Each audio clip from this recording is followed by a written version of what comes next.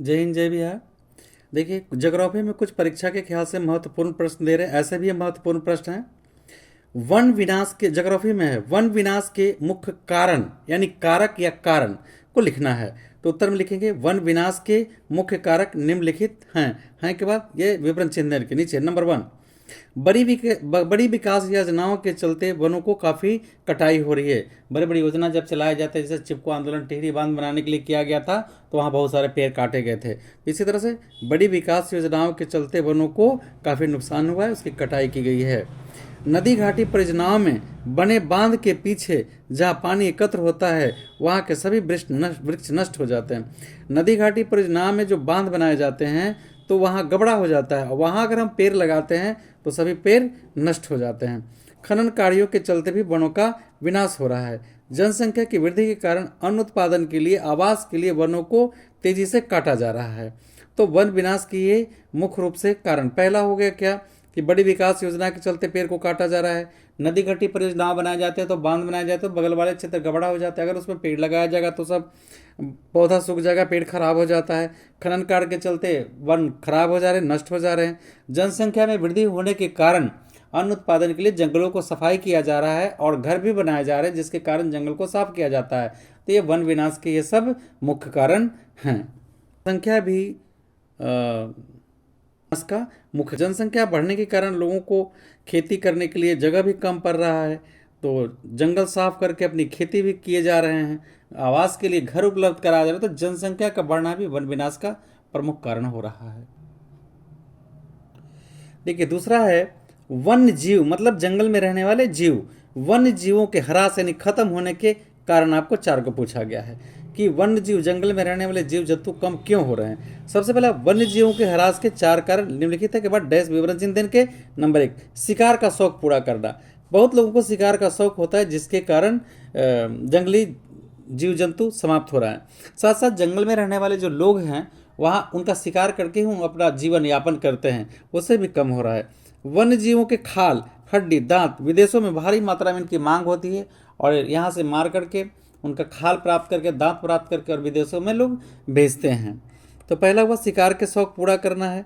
वन्य जीव के खाल, हड्डी आदि दांतों को विदेश में भेजते हैं। कुछ लोग आज भी वन्य जीव जैसे हिरण, खरगोश, कुछ पक्षियों के मांस शौक से खाते हैं। मांस शौक से भी खाते हैं और मजबूरी से भी खाते हैं, क्योंकि वहाँ अन्न उत्पादन का साधन नहीं है। जंगल में रहने वाले लोग उसी का आहार बनाते हैं, मारते हैं, शिकार करते हैं और उनका भोजन ग्रहण करते हैं। वनों की बेतहाशा कटाई वन्य जीवों के प्राकृतिक आवास को कम होती जा रही है, इससे विलुप्त होने की दशा में प्राप्त हो गए हैं। और वन ह्रास के सबसे प्रमुख कारण तो है जनसंख्या में वृद्धि। जनसंख्या में वृद्धि हो रही है, वृद्धि होने के कारण लोग जंगल साफ करें तो जंगली जीव को रहने के लिए काफ़ी ज़्यादा दिक्कतें हो रही है, जिसके कारण भी जंगली जीव, वन्य जीव, जंगल में रहने वाले जीव जंतुओं का काफ़ी ह्रास हो रहा है, उनकी संख्या कमते जा रही है। देखिए, चिपको आंदोलन बहुत इंपॉर्टेंट है। चिपको आंदोलन, ऐसे चिपको आंदोलन, टिहरी बांध बनाने से हजारों वृक्ष काटे गए। टिहरी बांध जब बनाए जा रहे थे तो वहाँ वृक्ष काटे गए थे। इन्हें काटने से पहले ही सुंदरलाल बहुगुणा ने चिपको आंदोलन चलाया था। तो चिपको आंदोलन सुंदरलाल बहुगुणा द्वारा चलाया गया एक आंदोलन था। चिपको आंदोलन सुंदरलाल बहुगुणा द्वारा चलाया गया एक ऐसा आंदोलन था जिसमें पेड़ की कटाई पर रोक लगाना था। ठेकेदार जब टिहरी बांध बना रहे थे तो अंधाधुंध पेड़ की कटाई कर रहे थे अपनी योजना को सफल बनाने के लिए। तो सुंदरलाल बहुगुणा जी ने सभी लोगों के साथ मिलकर पेड़ में चिपक गए, जिसके कारण वहाँ कुछ क्षण के लिए पेड़ की कटाई रोक दिया गया, लेकिन बाद में वो सफलतापूर्वक पेड़ को काट करके अपना बांध योजना पूरा किए। तो टिहरी बांध बनाने में हजारों वृक्ष काटे गए। इन्हें काटने से पहले बहुगुणा जी ने चिपको आंदोलन चलाया था। इस आंदोलन में होता यह है कि ठेकेदार पेड़ जब काटने जाते हैं तो आंदोलनकारी पेड़ के चारों तरफ चिपक जाते हैं और पेड़ काटने नहीं देते हैं, लेकिन यह आंदोलन सफल नहीं हुआ था। सरकार की जिद और टिहरी बांध बनाने की आवश्यकता दोनों के कारण विफल हो गया था। टिहरी बांध भी बना और पेड़ भी काटे गए। उनके गांव में हजारों हजार घर रुके और जल में विलीन हो गए। देखिए, चिपको आंदोलन सुंदरलाल बहुगुणा द्वारा चलाया गया एक ऐसा आंदोलन था जिसमें टिहरी बांध बनाने के लिए पेड़ काटे जाने पर लोग पेड़ों में चिपक जाते थे और ठेकेदार को मजबूरन रोकना पड़ता था। लेकिन सरकार की दबंग प्रवृत्ति के कारण और बांध की योजना पूरा करने के कारण ये आंदोलन विफल हुआ और बांध बनाए गए। कैंसर रोग के उपचार में वन का क्या योगदान है। हिमालय के निचले क्षेत्र में, अरुणाचल प्रदेश में, हिमालय प्रदेश में चीड़ जैसा एक सदाबहार वृक्ष पाया जाता है जिसको चीड़ी कहते हैं। चीड़ी की छाल, पत्तियों, टहनियों और जड़ों से एक रसायन निकलता है जिसका नाम टैक्सोल है, और इसका उपयोग टैक्सोल नामक रसायन के कैंसर रोग के उपचार के लिए किया जाता है। बहुत ही महत्वपूर्ण प्रश्न है, बहुउद्देशीय परियोजना से आप क्या समझते हैं? देखिए साफ देखिए, बहुउद्देशीय परियोजना से आप क्या समझते हैं? बहु मन अधिक, उद्देशीय मन उद्देश्य परियोजना मतलब जो परियोजना लाया जाता है, नियम लाया जाता है कुछ करने के लिए। तो बहुउद्देशीय परियोजना का अर्थ होता है कि एक ही परियोजना को पूर्ण करने में उसे बहुत सारे उद्देश्यों की पूर्ति होती है। बहुउद्देशीय परियोजना एक परियोजना से बहुत सारे उद्देश्यों की पूर्ति के लिए जो योजना अपनाया जाता है उसे बहुउद्देशीय परियोजना कहते हैं। जैसे बाढ़ नियंत्रण, मृदा अपरदन के रोग, पेयजल तथा सिंचाई हेतु जल की आपूर्ति, विद्युत उत्पादन, उद्योग की जलापूर्ति, परिवहन, नौकायान, मनोरंजन, मत्स्य पालन, पर्यटन का विकास। पंडित जवाहरलाल नेहरू ने कहा था, नदी घाटी परियोजनाएं कृषि, औद्योगिकरण, ग्रामीण अर्थव्यवस्था तथा नगरीय व्यवस्था को समन्वय विकसित करेगी। देखिए बहुउद्देशीय परियोजना, जब एक परियोजना से जब विभिन्न उद्देश्यों की पूर्ति हो जाए, एक ही परियोजना से जब विभिन्न उद्देश्यों की पूर्ति की जा सके, उसे हम बहुउद्देशीय परियोजना कहते हैं। नदी घाटी परियोजना का कई सारे उद्देश्य थे, सिंचाई के लिए पानी उपलब्ध कराना, नौकायान, पर्यटन, मत्स्य पालन, और क्या क्या बताया जाए, बाढ़ नियंत्रण, मृदा अपरदन, और साथ साथ में विद्युत का भी उत्पादन किया जाता था, उद्योग के लिए भी जलापूर्ति किया जाता था। तो एक योजना से कई सारे उद्देश्यों की पूर्ति के लिए जो योजना अपनाए जाते हैं उसे हम बहुउद्देशीय परियोजना कहते।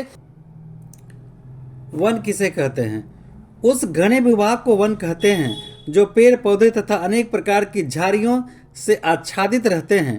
प्राकृतिक रूप से स्वयं उगने वाले वनों को प्राकृतिक वन कहते हैं। नदी घाटी परियोजना को बहुउद्देशीय क्यों कहा जाता है?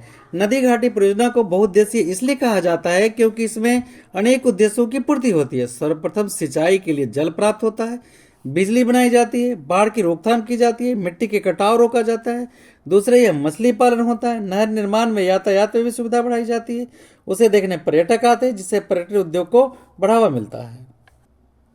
क्वेश्चन है, भाखड़ा नांगल परियोजना क्या है? भाखड़ा बांध सतलज नदी पर बना हुआ है।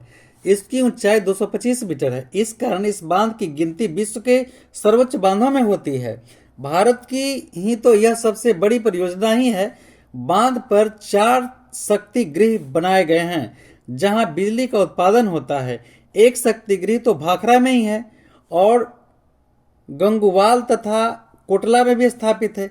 ये चारों मिलकर 7 लाख मेगावाट बिजली उत्पन्न करते हैं।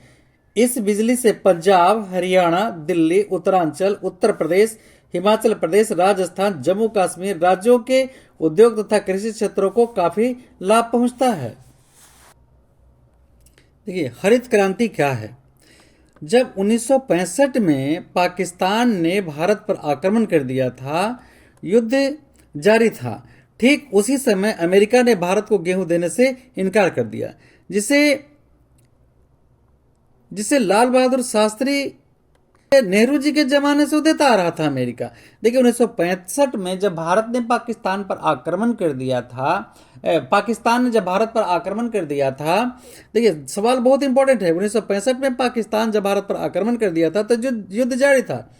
ठीक इसी समय अमेरिका ने भारत गेहूं भेजने से इनकार कर दिया, जो नेहरू जी के जमाने से आ रहा था। और तत्कालीन उस समय भारत के प्रधानमंत्री पंडित लाल बहादुर शास्त्री से, तत्कालीन प्रधानमंत्री लाल बहादुर शास्त्री ने इसे चुनौती के रूप में लिया।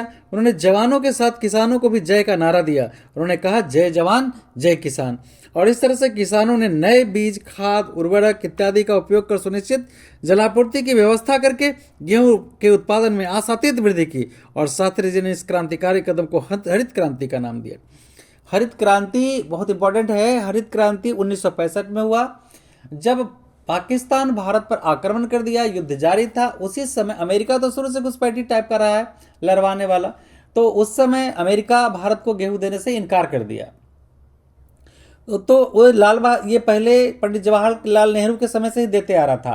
तो युद्ध के समय का तत्कालिक प्रधानमंत्री पंडित नहीं, ये लाल बहादुर शास्त्री जी थे।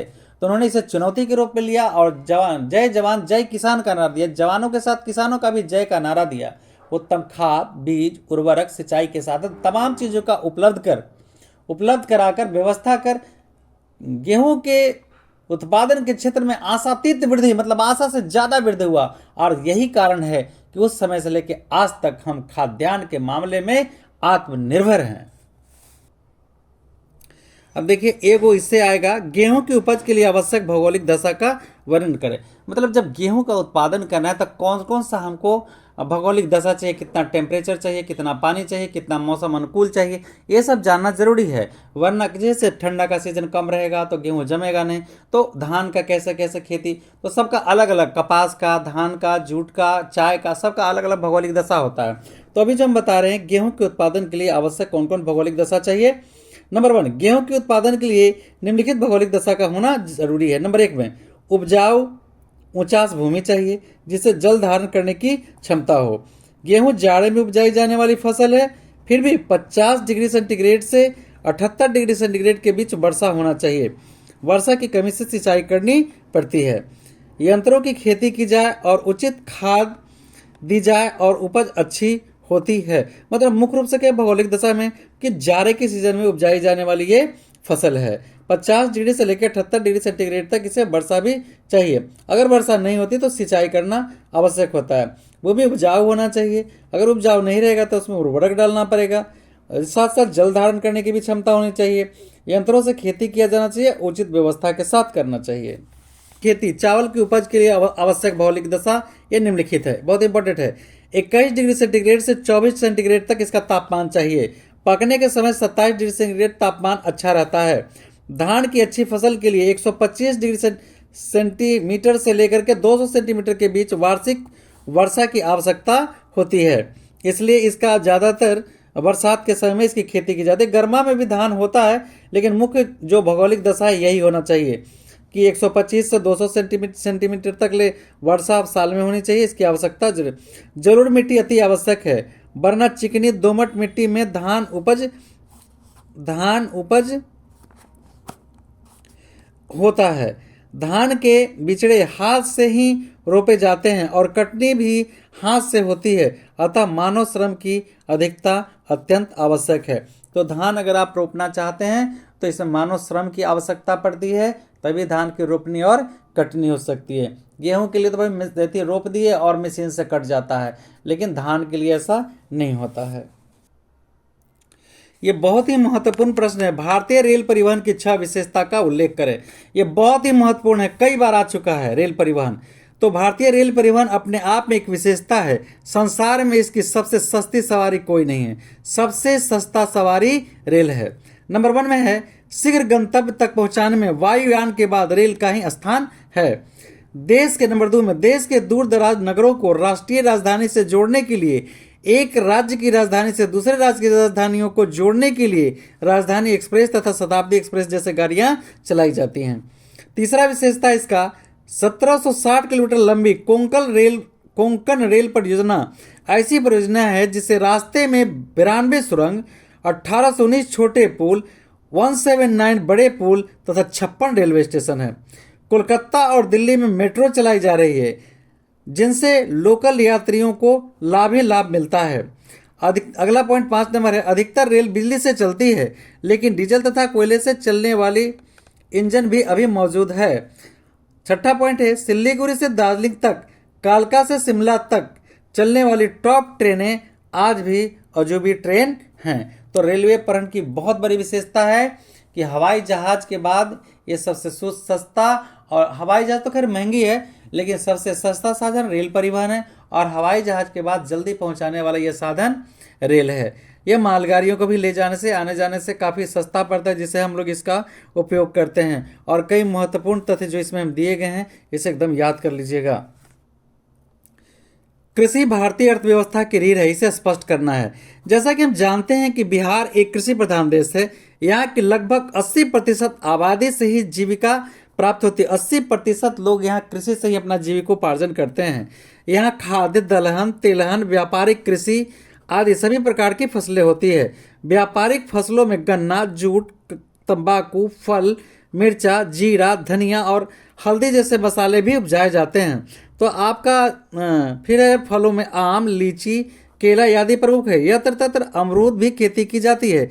यदि कृषि ना रहे तो बिहार के लोग भूखे मर जाएंगे। अतः स्पष्ट है कि कृषि अर्थव्यवस्था की रीढ़ है। आप जानते हैं कि बहुत सारे मसाले बिहार का जो है वो विदेशों में भी जाते हैं। आम वगैरह, लीची, ये सब विदेशों में भी जाते हैं। तो इस तरह से हम कह सकते हैं कि कृषि अर्थव्यवस्था की रीढ़ है। अगला क्वेश्चन है, नदी घाटी परियोजना के मुख्य उद्देश्य क्या है? तो नदी घाटी परियोजना के प्रमुख उद्देश्य निम्नलिखित हैं। पनबिजली का उत्पादन करना, बाढ़ की रोकथाम तथा मनोरंजन को बढ़ावा देना, सिंचाई की व्यवस्था करना, मछली पालना। नहरों में सिंचाई होती है तो यातायात के भी ये साधन हो जाते हैं। जमालपुर में किस चीज का वर्कशॉप है और क्यों प्रसिद्ध है? तो जमालपुर में रेलवे वर्कशॉप है। यहाँ अपेक्षाकृत बहुत बड़ा है।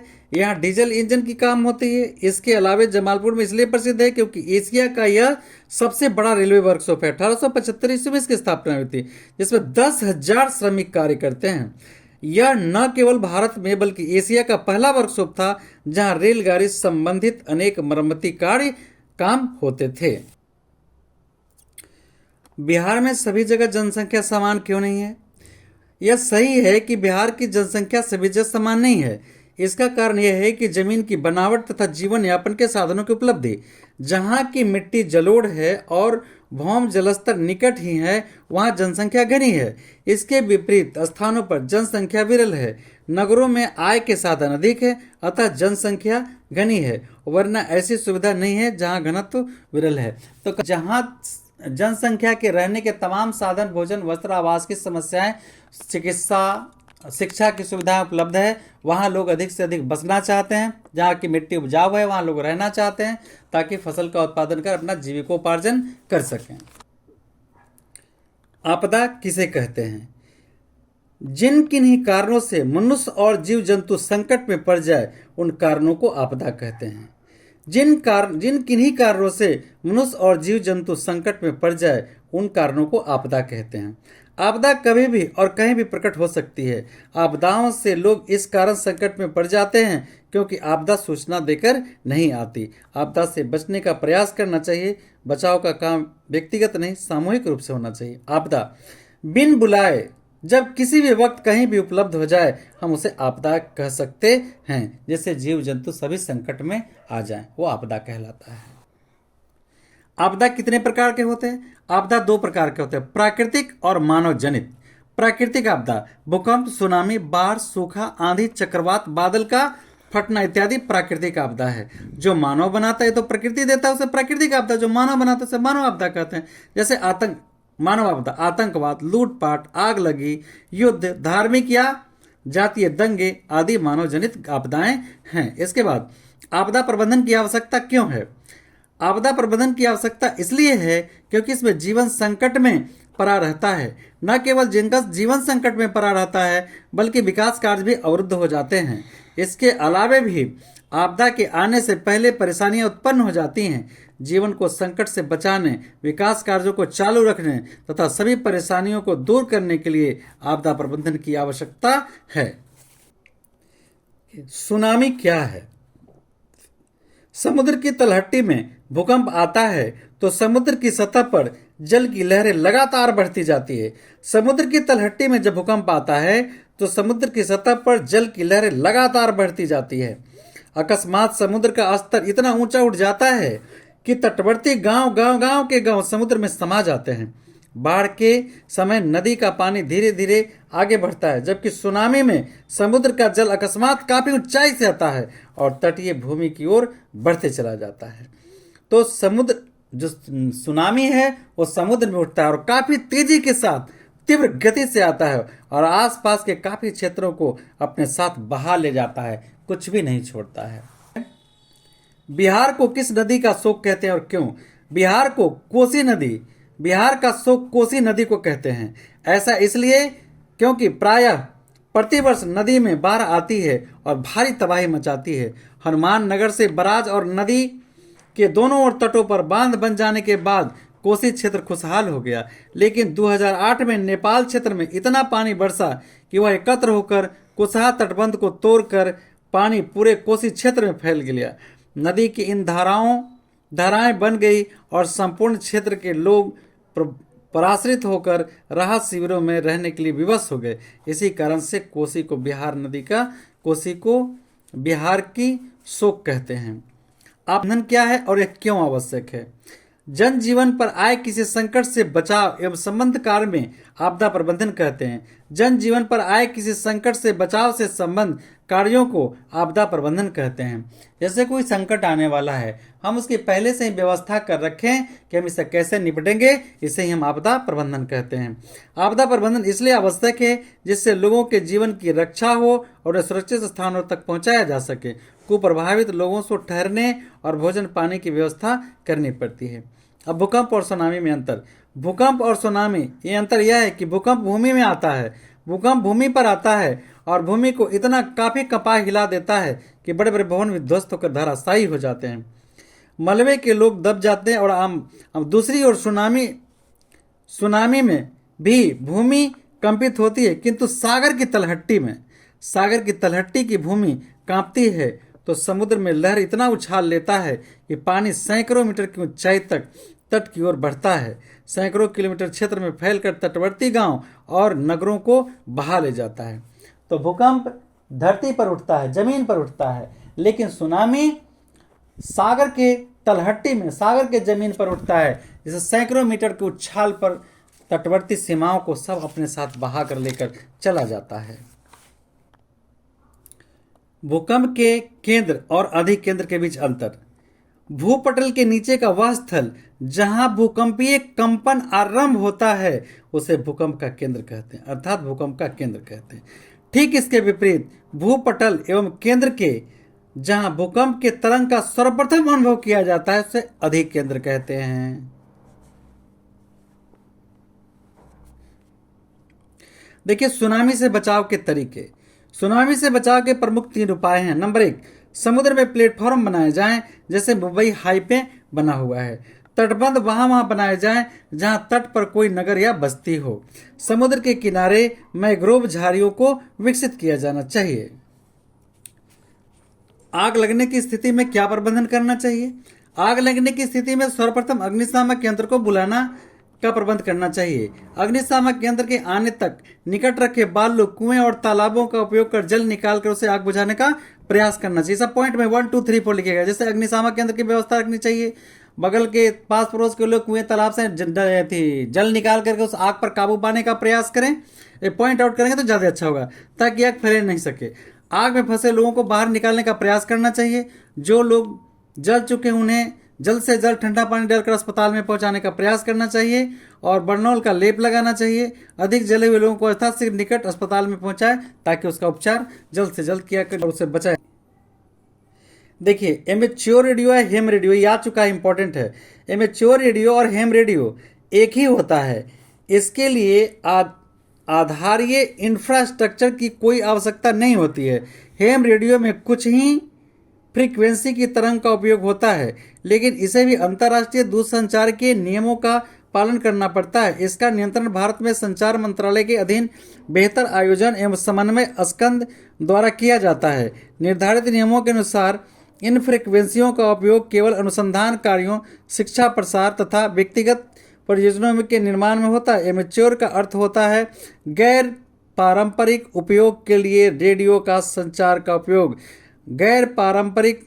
गैर व्यापारिक उपयोग के लिए रेडियो संचार का उपयोग। इसके चलाने के लिए बहुत ही कम ऊर्जा की आवश्यकता होती है, जिसकी आपूर्ति बैटरी या जनरेटर द्वारा हो जाती है। एमेच्योर या हेम रेडियो का उपयोग अधिकतर आपातकाल में होता है। भूकंप के प्रभाव को कम करने के उपाय बताना है। तो भूकंप के प्रभाव को कम करने के उपाय निम्नलिखित है। नंबर 1, भवन को आयताकार बनाया जाए और नक्शा साधारण हो। लंबी दीवारों को सहारा देने के लिए कंक्रीट या कलम होनी चाहिए। नींव मजबूत तथा भूकंपरोधी होनी चाहिए। दरवाजे पर खिड़कियों की स्थिति भूकंपरोधी लगी होनी चाहिए, जिससे हम भूकंप से बच सकते हैं।